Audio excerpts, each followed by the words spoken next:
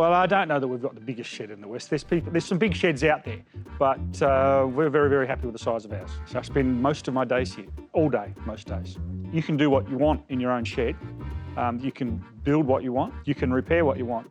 So from the earliest days, I've had a shed, but I haven't had a shed like this outback shed, which gives me space, because obviously in the urban context, you don't have a shed that's big enough.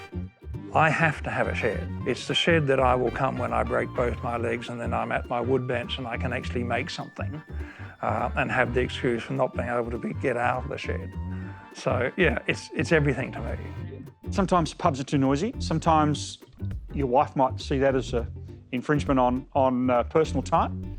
So sometimes a shed's a pretty important place. It can be quite a group here. Bench racing's the term we use.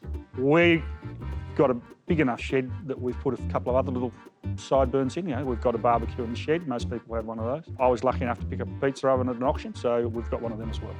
Can't do much in a shed unless you've got a refrigerator, and I don't know of a shed that's used legitimately that doesn't have one. I've seen some great sheds. The word collect is probably used incorrectly. It's protect. I walked into a guy's shed not that long ago and found he had a slingshot dragster hanging from the roof. Coolest thing I've ever seen. I refer to what I have as relics, yes. Antiques seem to be something that is potentially marketable. But a relic has so much interest. It might be a disused piece of machinery or something like that, which has a history. They are more interesting to me, and not many people want relics, but I love them.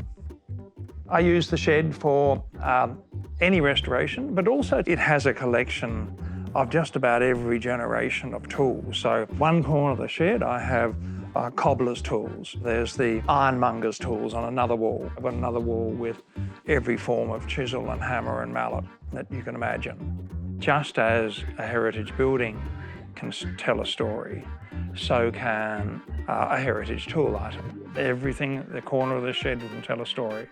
If you had the time, I could spend days here going through it.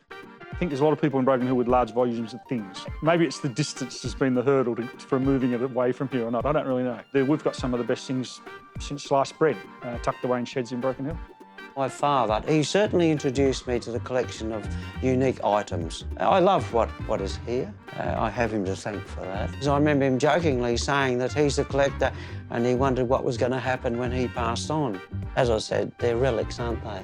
I'd have been a fool to go out to garage sales and buy all this stuff.